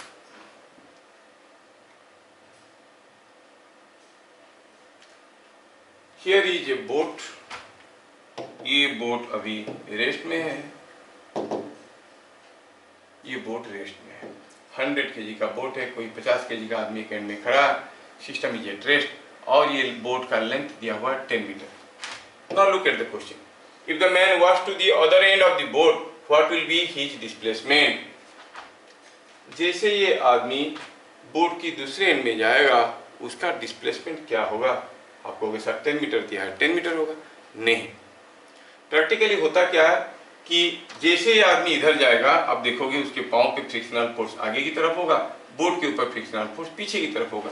तो उस फ्रिक्शनल फोर्स के चलते बोट पीछे की तरफ पुश कर जाएगा. लेकिन अभी तक तो हम लोग फ्रिक्शन पढ़े नहीं, तो चलो दूसरे तरीके से सोचते हैं. दूसरे तरीके से सोचेंगे तो कैसे सोचेंगे? सोचेंगे कि ये जो बोट और मैन सिस्टम है, ये सिस्टम का सेंटर ऑफ मास बीच में तो नहीं था. अगर आदमी नहीं होता तो बीच में होता. You have added some extra mass, तो centre of mass will be close to the added mass. ये 50 kg के आसपास है, और जब तक ये आदमी बोट के ऊपर है, सेंटर ऑफ मास उसके पास रहेगा. ये आदमी दूसरी तरफ चला गया तो सेंटर ऑफ मास उसके पास रहेगा. लेकिन दूसरा चीज ये है कि if I consider the boat and the man as a single system, बाहर से कोई फोर्स नहीं आया, मतलब सेंटर ऑफ मास जहां था वहीं रहेगा. थोड़ा कंफ्यूजिंग है. सेंटर ऑफ मास जहां था वहीं भी रहेगा, और 50 kg वाले के पास ही रहेगा. मतलब होगा यूं कि जब तक ये आदमी चलेगा, अब देखोगे ये बोट फिसल के कुछ ऐसा पोजीशन में आ जाएगा, 50 kg का आदमी यहाँ पे आया, और सेंटर ऑफ मास जहां था वहीं है, और 50 kg वाले के पास है. क्या बात समझ में आया? Yes, sir. अब बोट कितना मूव किया, मान लेते हैं कि x मूव किया, तो आदमी का डिस्प्लेसमेंट कितना हुआ, हो गया 10 मीटर. बोट वापस आ गया x, तो displacement of the man is 10 minus x. आप कहोगे 50 kg का आदमी ये इधर को गया है 10 माइनस x, और 100 kg का बोट वो इधर को आया है x. सेंटर ऑफ मास जहां था वहीं रहेगा, तो m1 x1 must be equal to m2 x2, मतलब 50 into 10 minus x must be equal to 100 into x. यहां से हमें x मिल जाएगा, और फिर वहां से हमें 10 minus x मिल जाएगा. वो क्या है? Displacement of the man. क्या समझ में आया? Yes, sir. मुझे डिटेल में नहीं करना चाहिए, इतना चीज तो आप लोग कर लो. ठीक है, चलिए आगे बढ़ते हैं. अब यहाँ पे दो आदमी हैं बोट के ऊपर, दोनों एक दूसरे की जगह बदल देंगे. The system is at rest in water. If the two persons interchange their positions, find displacement of boat. पहले आप सोचो और बताओ कि अगर ये दोनों आदमी अपना जगह बदल देते हैं, ये इधर आ जाता है, ये इधर आ जाता है, बोट सरकेगा कि नहीं सरकेगा? मान लो ये 50 kg होता है, ये भी 50 kg होता, दोनों बराबर मास के होते, तो जगह बदलने से सेंटर मास जहां था वही रहता, बोट भी अपनी जगह रहता. लेकिन हुआ यूं है कि ये मासेस अलग अलग है. अब 60 kg वाला अगर इधर आ जाएगा, 40 kg वाला इधर चले जाएगा, the boat will change its position. किधर को? टुवर्ड्स लेफ्ट और टुवर्ड्स राइट, कि डूब जाएगा. क्या लग रहा है? खिराबी तनया को मौका दिया जाता है.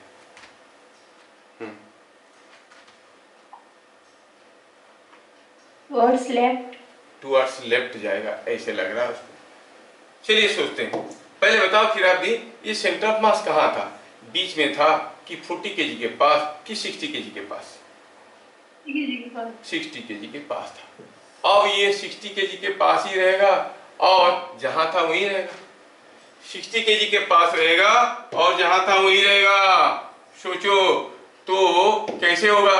अब ये क्या है कि 60 kg कुछ इधर आ गया है, 60 kg has come to this end, तो उसको 60 केजी के पास रहना है और जहां था वही रहना है, मतलब बोर्ड को इधर को सरकना पड़ेगा बाय ये डिस्टेंस x। बार बार मैं बोलता हूं, तुम बोलते रहोगे तो चीजें समझ में आएगा, लेकिन तुम लोग बोलते नहीं हो। क्या बात समझ में आया? ये तो बोट किधर को सरकेगा? To right. बोट राइट को सरक जाएगा। कितना सरकेगा? कितना सरकेगा? चलिए देखते हैं तीनों masses M1, M2, M3। M1 कौन है? चलो मानते हैं 40 केजी। 40 केजी का कितना डिस्प्लेसमेंट हुआ? वो गया 10 मीटर और बोट चला गया x, so it is displacement dx1 is 10 plus x। M2 है 60 केजी, उसका dx2 कितना हुआ? ये इधर को आया 10 मीटर, बोट सरक गया x, तो इसको इधर को हुआ 10 माइनस x, जिसको हम लिखेंगे माइनस ऑफ 10 माइनस x। क्यों? क्योंकि इधर को हुआ। M3 कौन है? 100 केजी, उसका dx3 कितना है? वो तो इधर को गया है x। Now centre of mass does not change. Relation क्या था? Summation of mi dxi must be equal to 0 as centre of mass does not change. आप कहोगे summation of mi dxi must be equal to 0। क्या हम यहां से x पता कर सकते हैं? Can you find x out of it? Yes। क्या बात समझ में आ रहा है? Yes, sir. हाँ, लेकिन बोल नहीं पा रहे हो। समझ में सब कुछ आता है। वो नॉलेज किस काम का जो यूज में ना आए, क्योंकि इन्वॉल्व नहीं होते हो। आप कितने भी सारे क्रिकेट मैच देख लो, क्या आप क्रिकेट खेलना सीख जाओगे? बल्ला घुमाना सीख जाओ? नहीं। You are very much fond of watching cricket और आप सारे क्रिकेट प्लेयर के फैन हो, उसके बावजूद आपको बल्ला पकड़ना ही नहीं आ रहा है। सर अच्छा पढ़ाते हैं, सर बढ़िया लगता है, सब समझ में आता है, लेकिन खुद से एक भी नहीं बनता है, क्योंकि जब तक हाथ पांव नहीं चलाओगे नहीं बनेगा। ठीक। Now see here, find the velocity of centre of mass in each of the following cases. Velocity of centre of mass का क्या फॉर्मूला था? VCM was summation of mi vi by summation of mi। यहाँ पर x axis y axis दिया गया। पहला case में velocity of centre of mass क्या हो जाएगा? 4 into 6i cap 2 into minus 4i cap by 4 plus 2। दूसरे केस में velocity of centre of mass क्या हो जाएगा?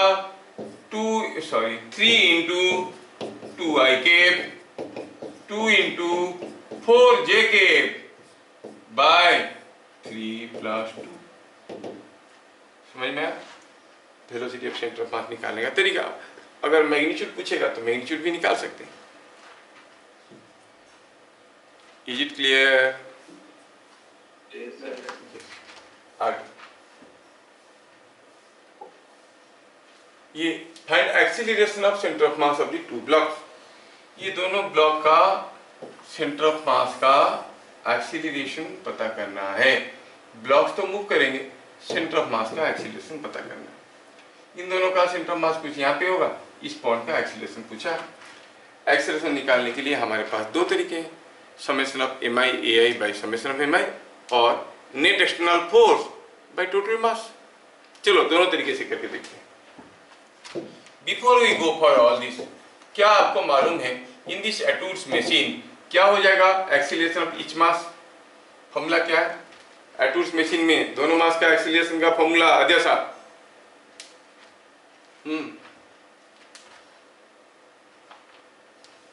भूल गया सब कुछ, याद नहीं अब कुछ।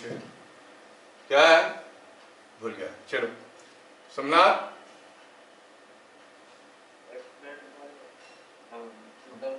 जोर से बोलो, आवाज नहीं आ रहा।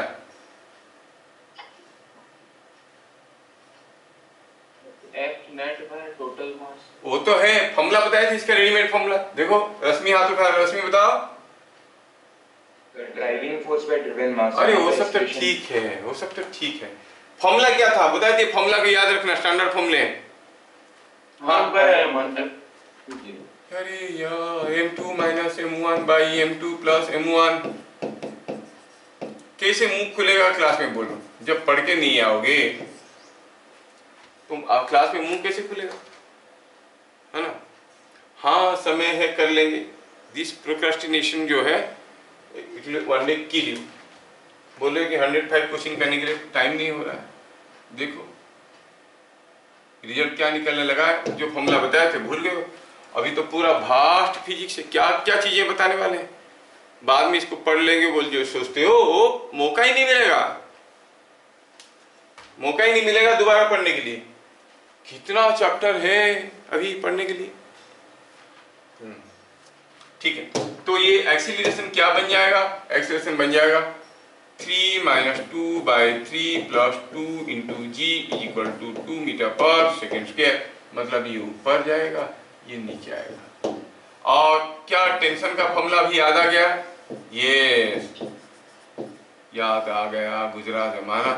m2 प्लस m1 और याद करने की बहाना कितना आया? 24 न्यूटन। ठीक है, हमें पता करना है acceleration of centre of mass. Acceleration of centre of मास मुझे पता करना है। एक्सीलरेशन ऑफ सेंटर ऑफ मास मुझे पता करना है। हमारे पास दो तरीके हैं। फर्स्ट मेथड कहता है acceleration of centre of mass equal to summation of mi ai m1a1 plus m2a2 by m1 plus m2। m1 कौन है? 2 kg, किधर जा रहा है? ऊपर, कितने में? 2 में। m2 कौन है? 3 kg, किधर जा रहा है? नीचे, कितने में? 2 में। तो minus 2 divided by 2 plus 3 is not is 0. Minus of is not it coming out to be minus of 0.4 metre per second square, मतलब 0.4 metre per second square downwards. किसका एक्सीलरेशन? सेंटर ऑफ मास का। दूसरा method देखे तो acceleration of centre of mass is net external force by total mass. अगर मैं ये जो दो ब्लॉक है इनको एक सिस्टम मान लेता हूं, ये मेरा सिस्टम है, इनके ऊपर क्या क्या फोर्सेस आ रहे हैं थोड़ा ध्यान से देखो। क्या क्या फोर्सेस आ रहे हैं? एक तो इसका वेट आ रहा होगा, नहीं, और एक इसका वेट आ रहा होगा, और इसको एक टेंशन खींच रहा है इधर, और इधर भी टेंशन खींच रहा है। So these are the forces pulling. यहाँ पर इसको ये टेंशन T है, सॉरी ये टेंशन T है, ये टेंशन T है, ये 2G है, ये 3G है। तो नेट एक्सटर्नल फोर्स क्या हुआ? नीचे की तरफ 5G, ऊपर की तरफ 2T, total mass 2 plus 3, T कितना था? 24, 24 into 2 is 48, 50 minus 48 is 2, 2 by 5, 2 by 5 किधर को?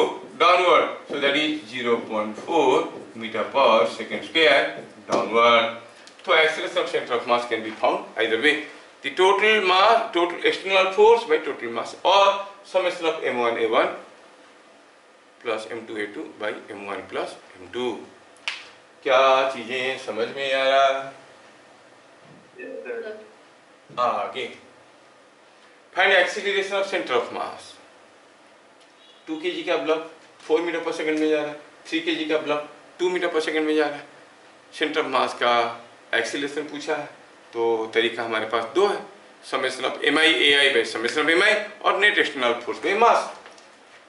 कौन सा यूज करना चाहोगे, नेट एक्सटर्नल फोर्स वाला कि समेशन ऑफ mi/ai वाला? अरे बोलो, एक्सटर्नल फोर्स वाला। देखो तो इसके ऊपर क्या एक्सटर्नल फोर्स आ रहा है? जब ये कोई बॉडी स्लाइड करता है, थोड़ा बहुत तो मालूम होगा कि जब frictional force is mu mg, और इसके ऊपर फ्रिक्शनल फोर्स ऐसे होगा, कितना?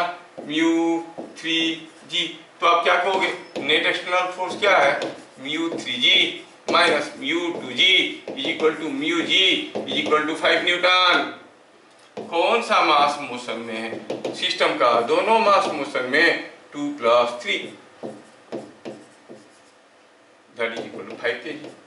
तो एक्सीलरेशन क्या हो जाएगा सेंटर ऑफ मास का, net external force by net mass is 1 metre per second square.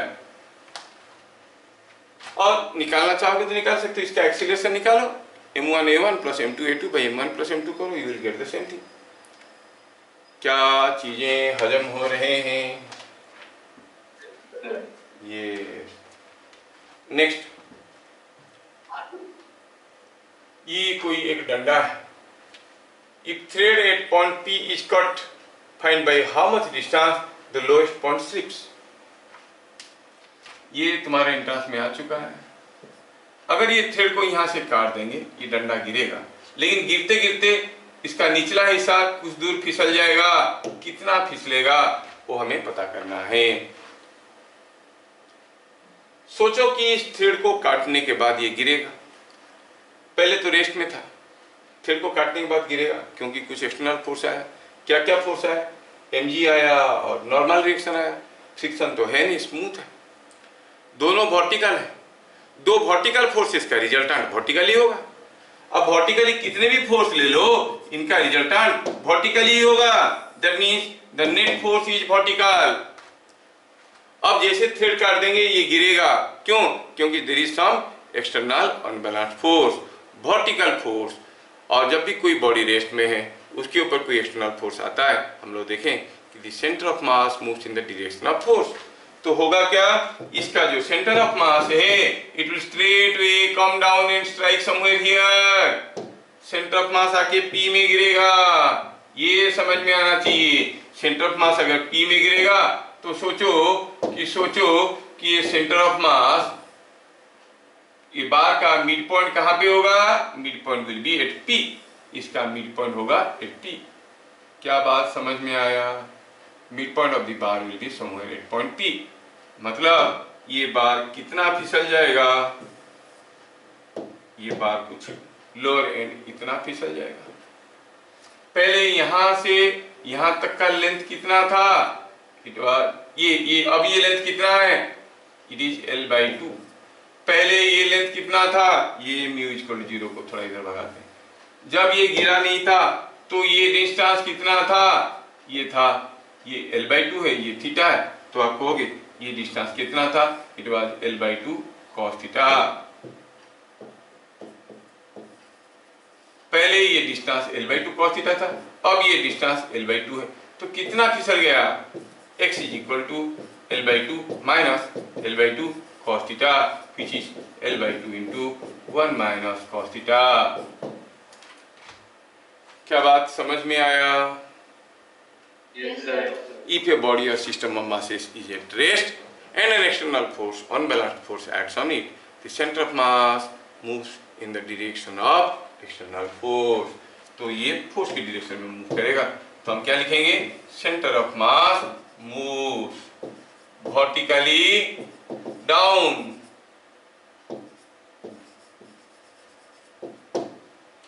and falls at P, ये P पॉइंट में गिरेगा। क्या बातें समझ में आया? Yes, sir. देखो, क्या आप लोग इस क्वेश्चन को कर लिए थे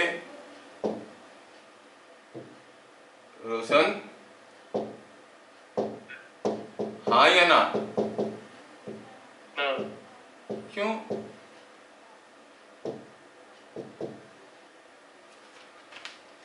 जब मैं क्लास 11 में तुम लोगों का क्लास ले रहा था, चीजें बताया था तुम लोगों को, लेकिन तुम लोग भूल गए। अभी क्लास 12 की क्लासेस ले रहा हूं, अगर तुम लोग उसमें भी आके बैठ जाते, क्या रिवीजन नहीं हो जाता? बहुत ही थोड़े से लोग आ रहे हैं तुम में से, बाकी लोग सोचते हैं हम लोग तो पढ़ चुके हैं, जबकि उनको एक भी फॉर्मूला याद नहीं होगा। फिर for those people only I have to repeat all the formula classes, है ना। अगर क्लास में आके बैठ जाते तो उसमें जो चीज़ें पढ़ाया जा रहा है वो काम निकल जाता है, उसमें थियोरिटिकल पार्ट याद आ जाता सारा चीज़। हो सकता है कि आप घर में नहीं पढ़ना चाहते हो, मत पढ़ो, खाली अटेंड भी कर लो तो काफ़ी चीज़ें याद आ जाएगा। फिर हम लोग सीधे फॉर्मूला लिख के करेंगे। अब जब क्लास में फॉर्मूला लिख के न्यूमेरिकल करेंगे आप फंसोगे, क्योंकि नेसेसरी थ्योरी नहीं है, गड़बड़ हो जाएगा, है कि नहीं। अच्छा, मान लो कि you are not able to attend the classes, at least watch the videos. हर क्लास का वीडियो रिकॉर्ड हो जाता है, वो भी नहीं करते हो, तो हम कैसे मदद करें बताओ। And you want me to teach everything again, practically not possible. जितना हम लोग लविशली जा रहे हैं, जितना डिटेल में जा रहे हैं, उतना डिटेल में पूरा कोर्स को 6-7 महीने में ख़त्म करना वो नेक्स्ट टू इम्पॉसिबल है। मैं भाग के जाऊंगा, तुम लोगों को कोई फायदा नहीं होगा, ठीक है। तो ये बात है। क्वेश्चन नंबर 18, यहाँ पर देखिए ये 1 kg ब्लॉक है और ये फिसल के नीचे आया। जब नीचे आया फिसल के, तो पूछा है जब तक ये नीचे पहुंचेगा ये 1 kg का हॉरिजॉन्टल डिस्प्लेसमेंट क्या होगा। पहले भी बात कर चुके हैं कि जब भी कोई बॉडी रेस्ट में है और उसके ऊपर एक्सटर्नल फोर्स आता है, तो the centre of mass of the body और system of masses, centre of mass of the body और system of masses keeps moving in the direction of force. लेकिन प्रॉब्लम यह है कि यहाँ पर कुछ फोर्सेस है। कैसा फोर्स है? वेट वगैरह है। इन दोनों के बीच में जो इंटरैक्टिव फोर्स है वो इंटरनल फोर्स है, लेकिन वेट तो है। तो centre of mass will move vertically down, but then as there is no external horizontal force, center of mass will not be displaced in the horizontal direction. क्या लिखेंगे? as center of, as there is no external horizontal force, the center of mass does not move horizontally along x-axis।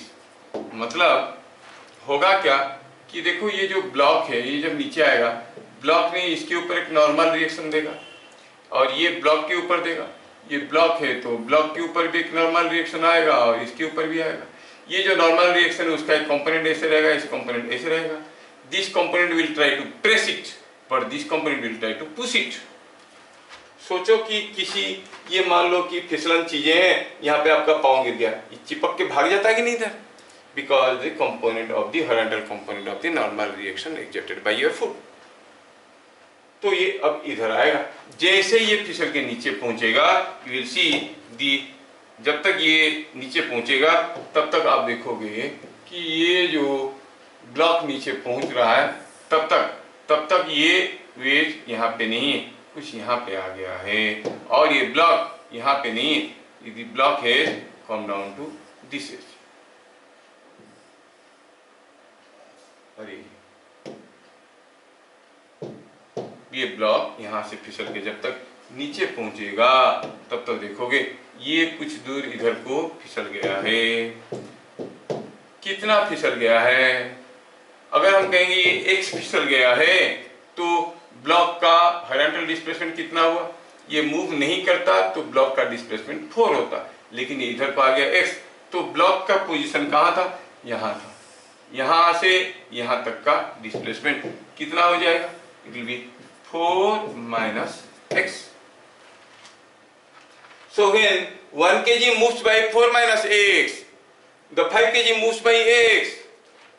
A center of mass is not changing in the horizontal direction. आप कहोगे 4, ये कितना है? 5 kg, sorry, 5 kg moves by a distance x, that must be equal to 1 kg moves by a distance 4 minus x. क्या यहाँ से हम x का वैल्यू नहीं निकाल सकते? क्या समझ में आ रहा है? Yes, sir. ये देखा कितना इजी है। यहाँ पर कंसीडर दी 3 चार्ज्ड बॉल्स, तीनों का मास दिया गया है 2 kg, 3 kg, 5 kg। Find magnitude of acceleration of centre of mass. अब इन दोनों के बीच में अट्रैक्टिव फोर्स है, नो डाउट। इन दोनों के बीच में रिपल्सिव फोर्स है, नो डाउट। इन दोनों के बीच में अट्रैक्टिव फोर्स है। हर एक मास मूव करेगा। सेंटर ऑफ मास का एक्सीलरेशन पूछा है। आप कहोगे acceleration of centre of mass is net force का magnitude by total mass. Net force मतलब नेट एक्सटर्नल फोर्स, अब ये तीनों को हम सिस्टम मान लेते हैं, तो इनके बीच का जो फोर्स है वो इंटरनल फोर्स है। एक्सटर्नल फोर्स क्या है? 8 न्यूटन एंड 6 न्यूटन। रिजल्टेंट क्या होगा? 8 का स्क्वायर 6 का square whole double. Total mass क्या है? 235। तो is it not coming out to be 2 metre per, it is coming out to be 1 metre per second square. So the magnitude of acceleration of center of mass will be 1 meter per second square. ठीक है?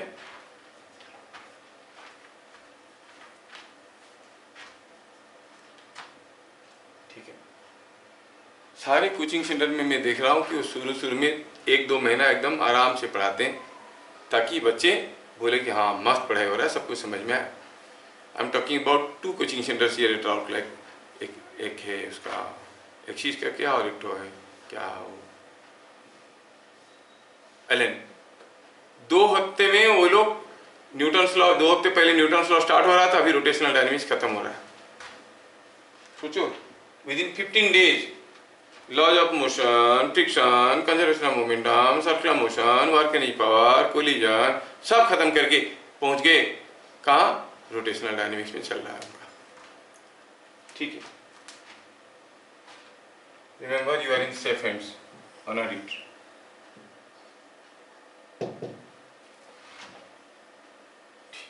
Next, after collision the velocity of center of mass will increase or decrease. ये इधर आ रहा है 6 metre per second में, इधर आ रहा है 1 मीटर पर सेकेंड में, टकराव होगा। उसके बाद सेंटर ऑफ मास का वेलोसिटी बढ़ेगा कि घटेगा? क्वेश्चन जाता है मिस आद्याशा कुमारी को। नेल पेंट छड़ा निकाल रही हो? हाँ बोल। इधर पता चला मैं पढ़ा रहा हूँ, वो एक नेल पेंट निकाल रहा है, निकाल रहा। चल ठीक है, चल बोल बता। ये दोनों एक दूसरे को टकराएंगे। मिस आद्याशा बताओ कि वेलोसिटी ऑफ सेंटर ऑफ मास बढ़ेगा कि घटेगा?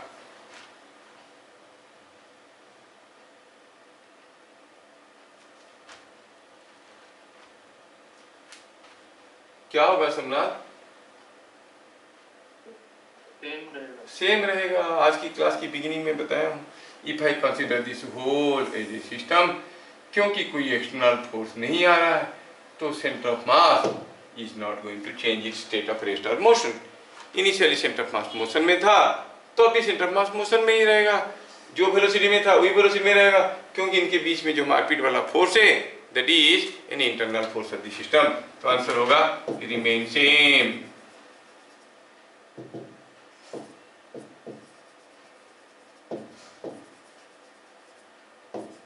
Velocity of centre of mass remain same. तो सारा चीजों को दोबारा बढ़िया से देखो, समझो, करो, और अच्छी बात है अगर ठीक से समझ जाते हो, अप्लाई कर पाते हो। कॉन्सेप्ट तो यही है और उसका एप्लीकेशन आपके ऊपर डिपेंड करता है। ठीक है, next we are going to see Newton second law. अगले क्लास में हम लोग न्यूटन सेकेंड लॉ और थर्ड लॉ दोनों खत्म कर लेंगे। I give you some questions on that also, फिर उसको कर लेंगे। तो अगला 2 क्लास में शायद हम लोग Newton second law, third law and conservation of momentum को खत्म कर लेंगे, विल फिनिश। ठीक है, तो आज की सेवा यहाँ पे खत्म करते हैं, फिर मिलेंगे अगले क्लास। तब तक के लिए जय हिंद। जय सर।